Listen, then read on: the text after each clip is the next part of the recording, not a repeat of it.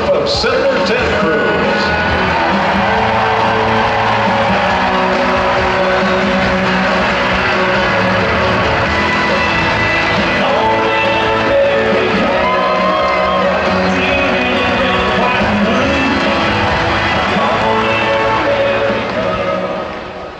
Hi, I am so happy to be here with you today.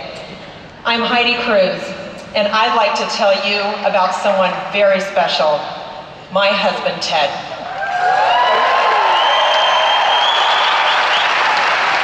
I so admire how fearless he is in confronting our nation's biggest challenges. I admire his commitment to our values, to our country, and towards securing a better future for our children. But to our family, Ted is not a man of big titles, certainly not at home, and he's not a wacko bird either. He is simply daddy to our two little girls, Caroline and Catherine. And let me tell you, Ted is a very proud and loving father. And to me, he's my best friend. You may remember that even in the middle of that 21-hour filibuster in the Senate against Obamacare,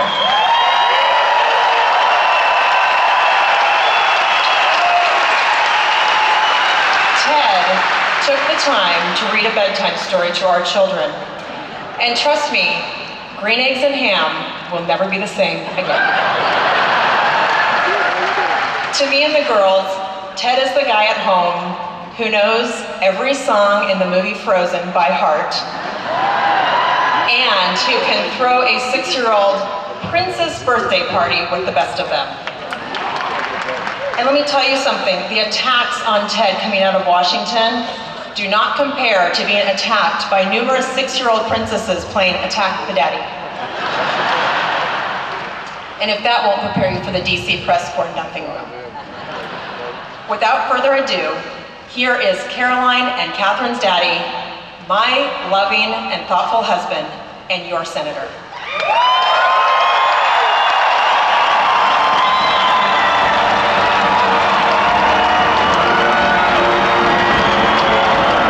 All across this country, people are waking up and saying, what we're doing is not working, people are hurting tragically, and we need to turn this country around. There is a better way, a brighter future. How do we win? How do we inspire young people? Number one, we tell the truth. Defend the Constitution. All of it. Defend the First Amendment, the right to free speech, the right to a free press, the right to freedom of religion, and that means, among other things, not having the IRS ask citizens, tell me the content of your prayers. We need to stand for the Second Amendment right to keep and bear arms. We need to stand for the Fourth and Fifth Amendment rights, the privacy of every American. Every child deserves an opportunity to have an excellent education regardless of your race, your class, your creed, where you come from. Every child deserves a fair chance at the American dream. We need to audit the Federal Reserve. We need to abolish the IRS. We need to stop bankrupting our country. We can either choose to keep our head down, not rock the boat, to not stand for anything, or we can stand for principle. Millions of Americans stood up last fall and said, stop this train wreck, this disaster that is Obamacare, that is hurting millions of people. The Democrats said, the mainstream media said, they said this is hopeless. Don't you understand?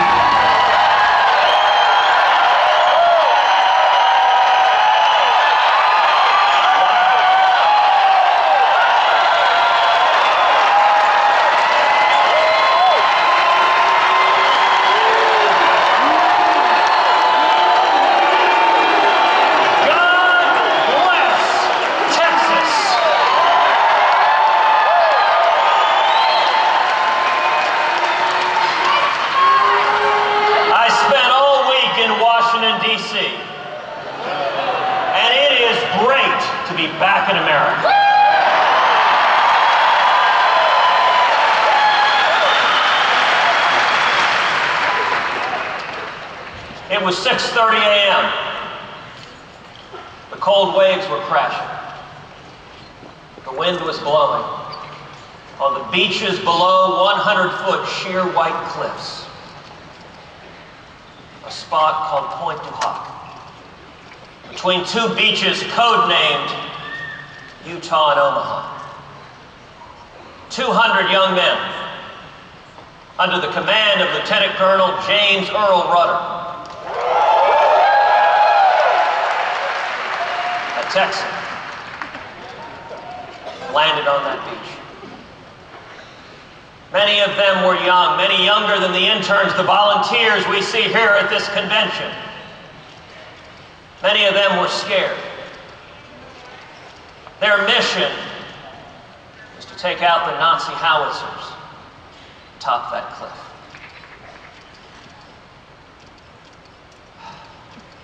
They were to climb the 100-foot cliffs with grappling hooks and daggers stuck into the rocks. A feat the Nazis were sure was impossible. Those young boys marched forward into machine gun fire, into danger. Just like 57 years later in New York City, the first responders on 9/11 marched forward into danger.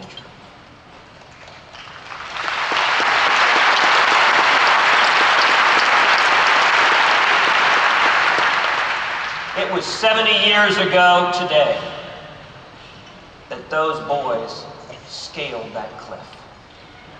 It was 70 years ago today that they took out those Nazi guns.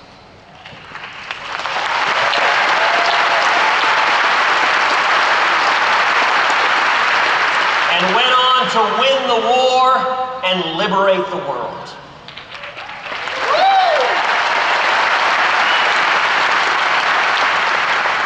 $750,000 Americans fought in World War II, our greatest generation.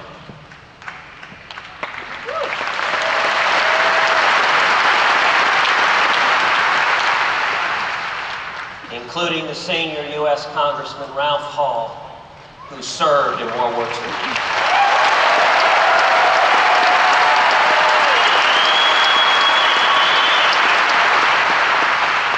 22,000 Texans gave their lives in World War II. And you know, Texans have always led the way in the fight for freedom. From Dwight D. Eisenhower to Rick Perry to Rand Paul.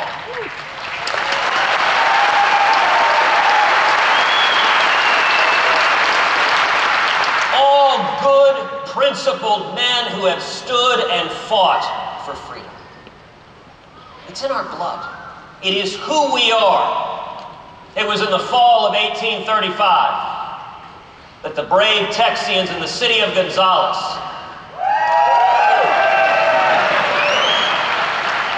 received a demand from General Santa Anna that they hand over their guns and they hand over the cannon that guarded the city. Come and take it.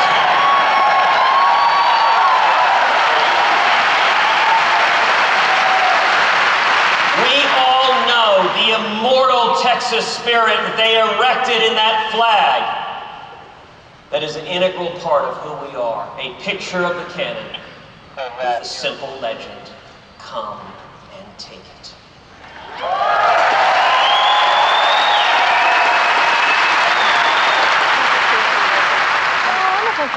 Today, liberty is under assault again.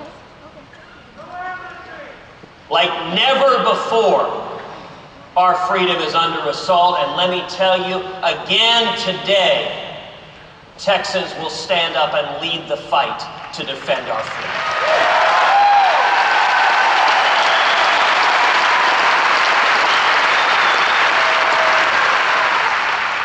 This is a convention hall filled with patriots.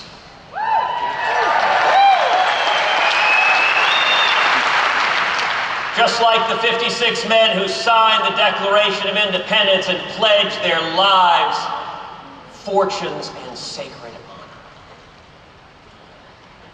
To restore the American dream, we choose freedom.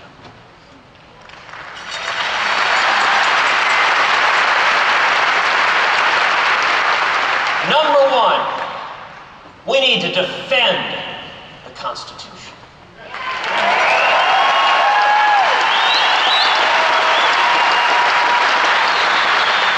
The Constitution, the most extraordinary document crafted in the history of the world other than the Bible.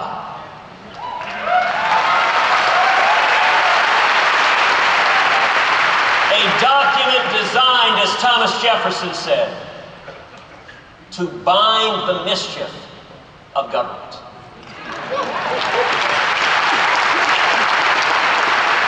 There's a whole lot of mischief in Washington right now. We need to defend the Bill of Rights, all of the Bill of Rights.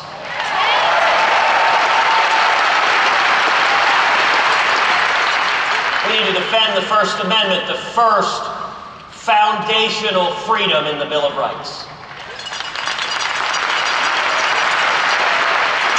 Religious liberty today is under assault. The IRS is demanding of citizen groups, tell us what books you're reading. Tell us the content of your prayers. You know what? The federal government has no business asking any American the content of our prayers.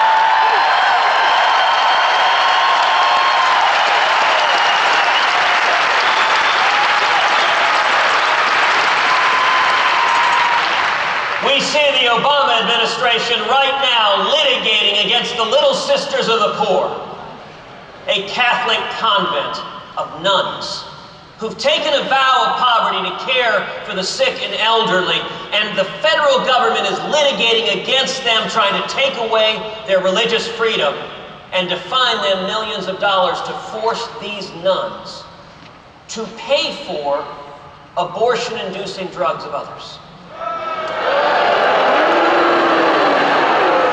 Let me give you a simple rule of thumb. If you're litigating against nuns, you've probably done something wrong.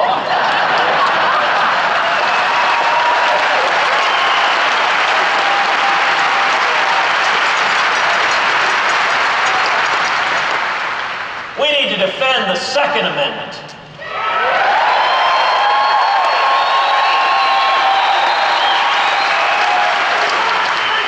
I agree with Justice Joseph Story that the right to keep and bear arms is the palladium of the rights of the Republic.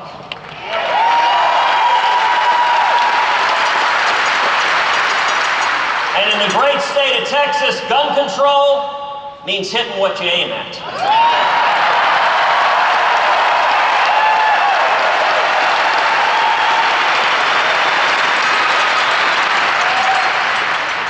We need to defend the Fourth and Fifth Amendments and our right to privacy.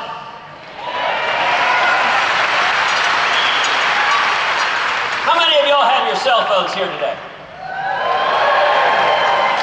Let me ask you, please, leave your cell phones on.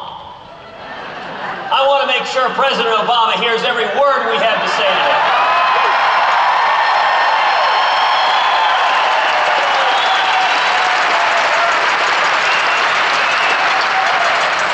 We need to defend the 10th Amendment.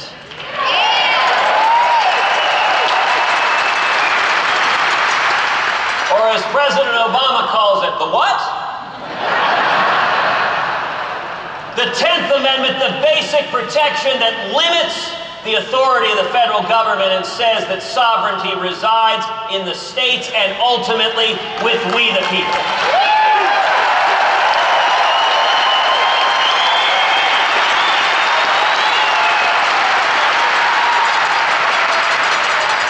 The powers of the federal government, as our framers put it, are few and defined. We need to defend our nation from threats foreign and abroad. We need to secure the borders.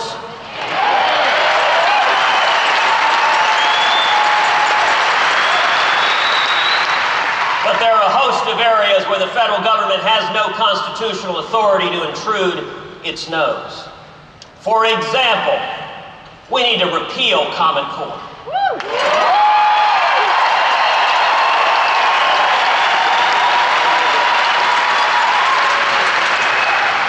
Education is too important to let it be governed by bureaucrats out of Washington, D.C.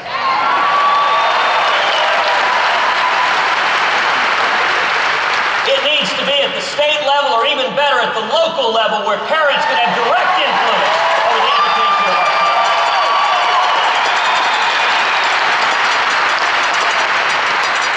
And besides, we already have a Common Core in this country. It's called the Constitution of the United States.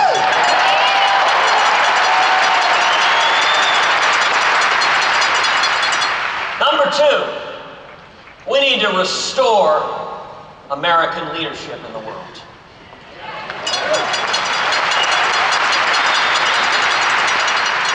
I agree with President Reagan that America believes in peace through strength.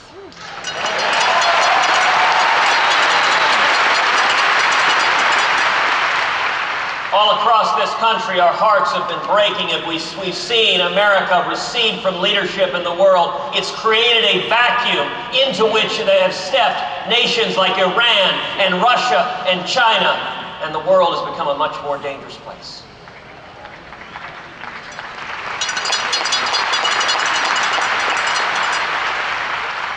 When bullies and tyrants are laughing at America, that's not the American tradition. That's not the American spirit. That is not who we are. To restore the American dream, we choose freedom.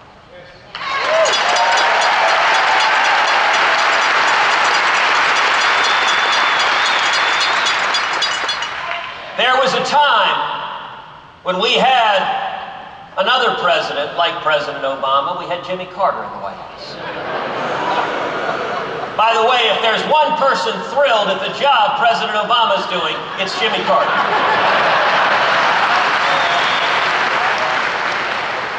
And all of us remember how quickly things can change. President Reagan came in to office fueled by the Reagan Revolution, fueled by millions of men and women across this country, and President Reagan stood up on the world stage and he said, the Soviet Union is an evil empire.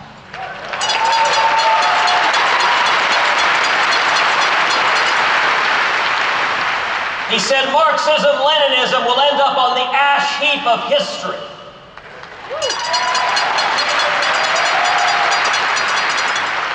He was asked, what's your strategy for the Cold War? He said, it's very simple.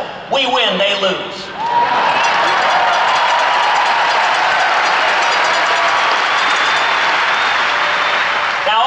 Intelligentsia, all of the cognoscenti, they tittered at such uneducated Philistine views.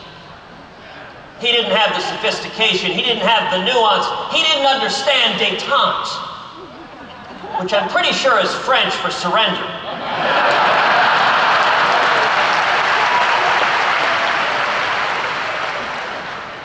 But Ronald Wilson Reagan stood before the Brandenburg Gate and uttered the most important words uttered by any leader in modern times when he said, Mr. Gorbachev, tear down this wall.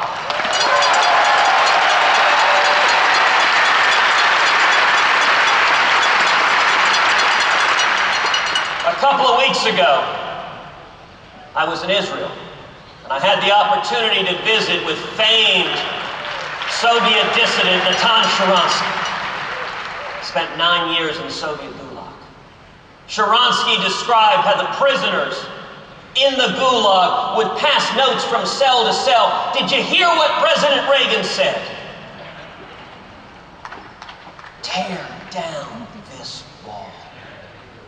The leadership of America reverberates across the globe. And we need to bring it back. We need to stand with Israel.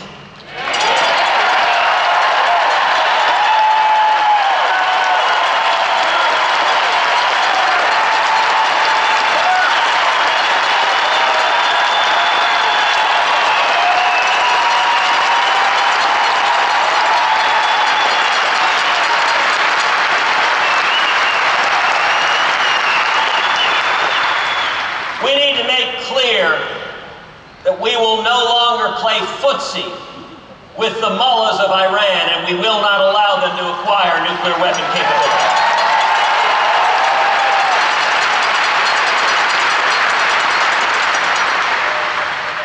A couple of months ago, we remember the government of Iran named as their ambassador to the United Nations Hamid Abudulabi, a known terrorist who participated in holding Americans hostage for 444 days. When that happened, I was proud to introduce legislation barring the admission of Abudulabi to America.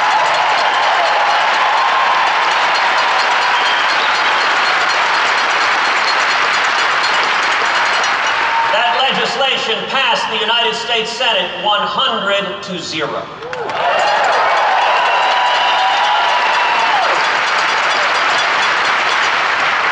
It received praise from senators as varied as Lindsey Graham and Chuck Schumer.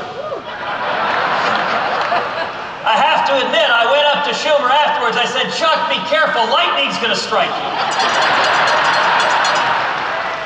It then passed the House of Representatives 435 to nothing.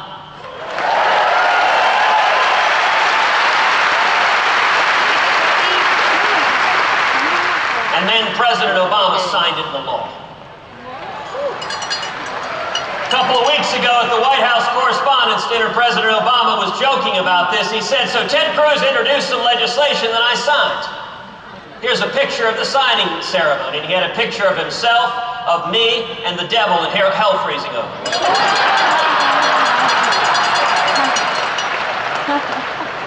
But it was one example of what can happen when we come together and stand for freedom and stand against tyranny and oppression and the rabid anti-Americanism of the government of Iran.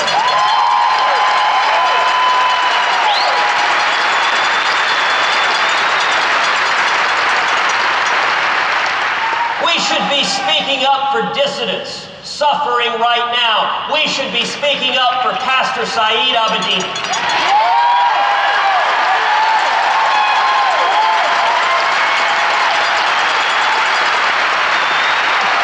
Pastor Saeed is an American citizen who is languishing in an Iranian prison because he was sentenced to 8 years prison time for professing his Christian faith.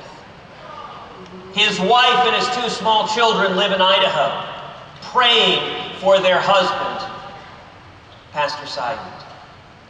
And let me tell you, God works in incredible ways. Do you know that in the time Pastor Saeed has been in that prison, he has led dozens of his fellow captors and his jailers to Christ?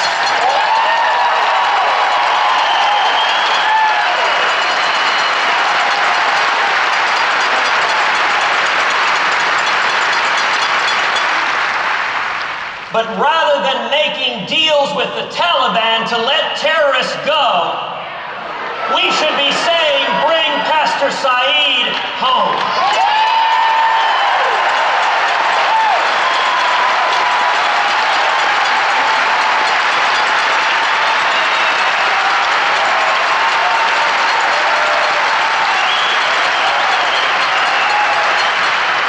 We should be speaking out for Miriam Ibrahim.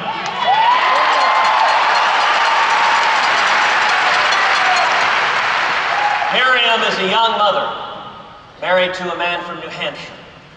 She has a little boy who's a toddler, and just a few weeks ago she gave birth to a precious little girl.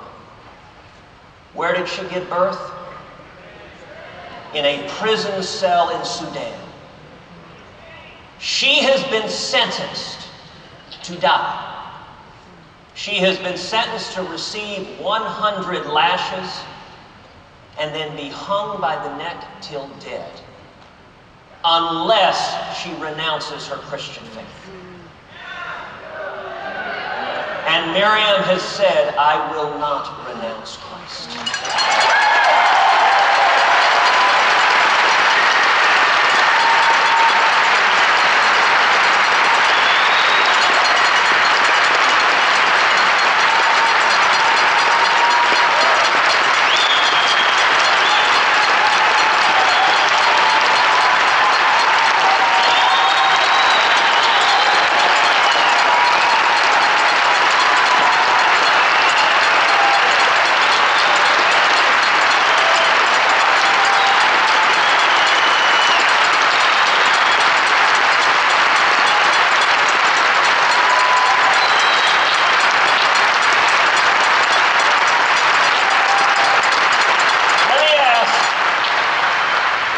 simple question. Where is the President of the United States? Why isn't the President of the United States standing up on the world stage and saying, "Free Miriam Ibrahim right now"?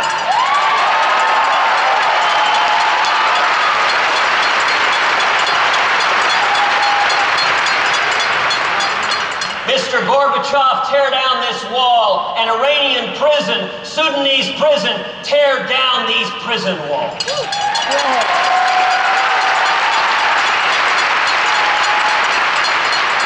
Bring our Americans home.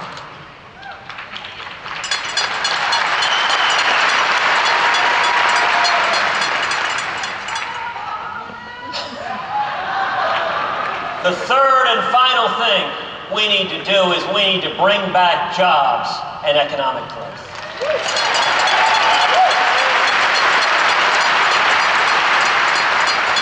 In the year and a half I have had the honor of representing you in the U.S. Senate, my #1 priority has been fighting to bring back jobs and economic growth.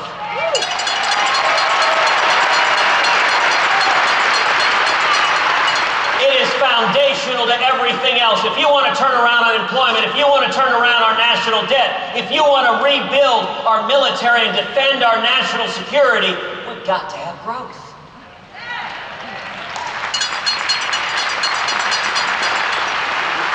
For 5 years, we have been trapped in the great stagnation. 1.6 trillion in new taxes on small businesses, crushing regulations. And who's been hurt the most by the Obama economy? It's the people who are struggling. It's young people, it's Hispanics, it's African Americans, it's single moms. You know, a few weeks ago I was up in Nebraska at a rally in North Platte, Nebraska. 1,000 people gathered in the countryside of Nebraska. And a single mom came up to me, a young woman, she hugged my neck. She said, "Ted, I've got 6 kids at home. My husband has left me, he won't pay child support." She said, "I'm working 5 jobs. None of them are even 30 hours a week because of Obamacare. I'm having a hard time putting food on the table. I'm having a hard time keeping clothes on my children's back. And I never get to see my kids, and they need their mother." That's who's being hurt by what we're doing now. How do we turn that around? We get back to the free market principles that have made the American free enterprise system the greatest engine for freedom and prosperity the world has ever seen.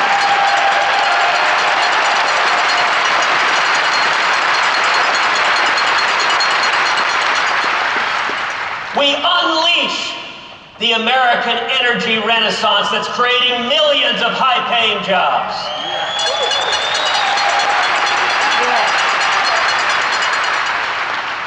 We audit the Federal Reserve.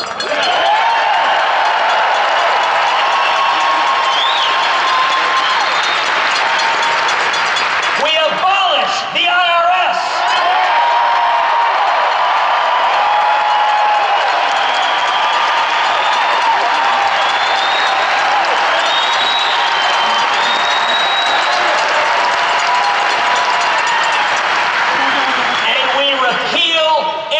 Blessed word of Obamacare.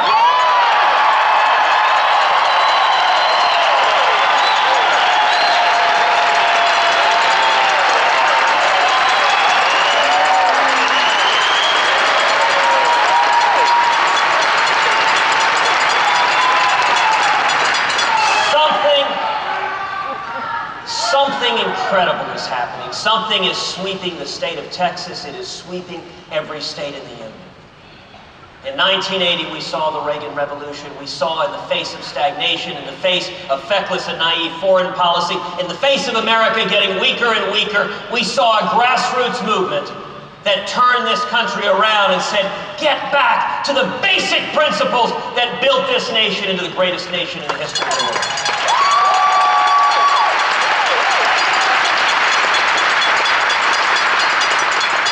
That same thing is happening today.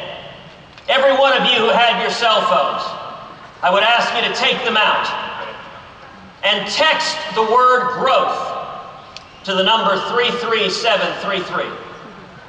Once again, that's growth to 33733. Why? Because what we're doing is we're building a grassroots army in Texas and all across this country of men and women who are saying, we will not go quietly into the night. We will not give up on the United States of America. We want our freedom back.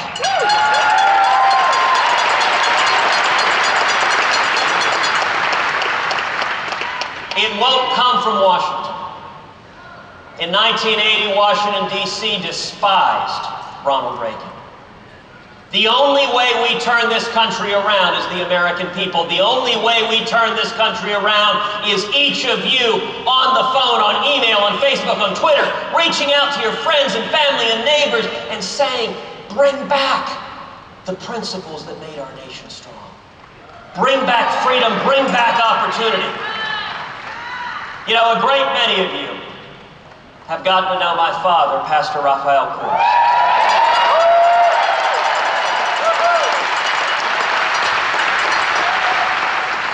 It was 57 years ago that he fled Cuba, bloody, beaten, tortured, in prison, but coming to America seeking freedom.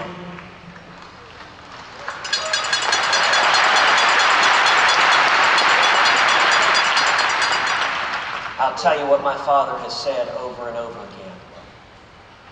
I lost my freedom once, and I'll die before it happens again.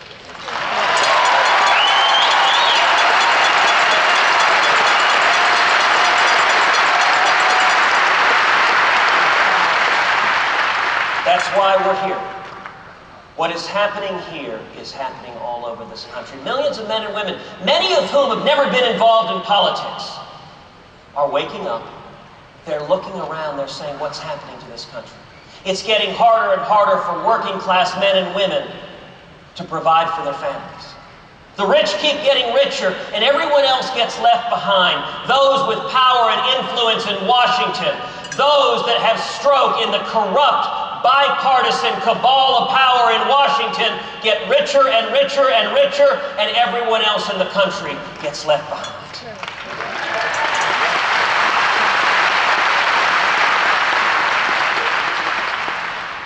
Millions of Americans who have been going to work, going to church, and raising their kids are waking up and saying, what is happening to this nation? We need to get back to basic free market principles. We need to get back to American leadership. We need to get back to liberty. We need to get back to the Constitution. As President Reagan famously put it, liberty is not passed down on the bloodstream from one generation to the next. Every generation must stand and fight to defend liberty, or one day we will answer to our children and our children's children. What was it like when America is free? The men and women in this room, mark my words, will never have to answer that question. Because Texans have led the way defending freedom, and to restore the American dream, we together choose freedom.